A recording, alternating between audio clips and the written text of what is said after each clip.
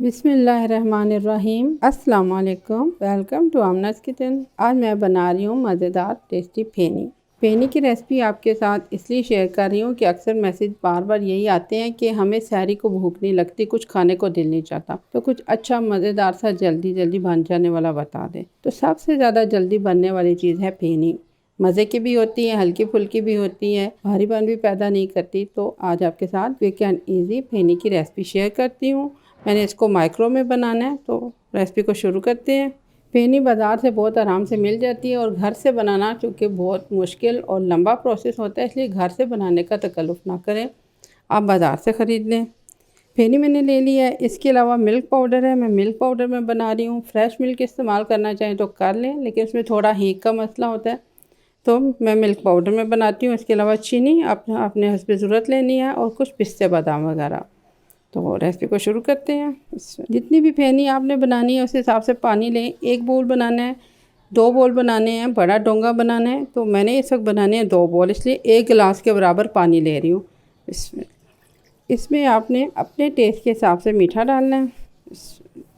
3 खाने के चम्मच बराबर मैंने इसमें मीठा डाल दिया और 1 गिलास में हम डालते हैं 3 चम्मच के बराबर मिल्क पाउडर।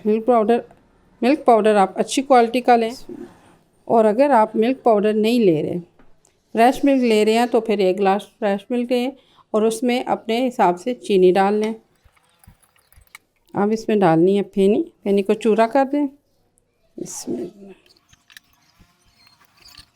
इसका तरीका यही है कि आप ये देखें, अब ये दूध के अंदर सारी डिप हो गई है, लेकिन बहुत ज़्यादा नीचे दूध नहीं बचा हुआ। ठीक है, ये नज़र आ रहा है आपको कि बस इतना ही डालना है कि इसके अंदर ये सारी डिप हो जाए।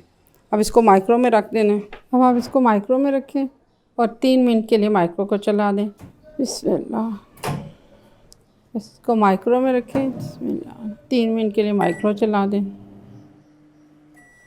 चलें, अब माइक्रो सवैयाँ तैयार हो गई। मज़ेदार फेनियाँ 3 मिनट में तैयार हो गई।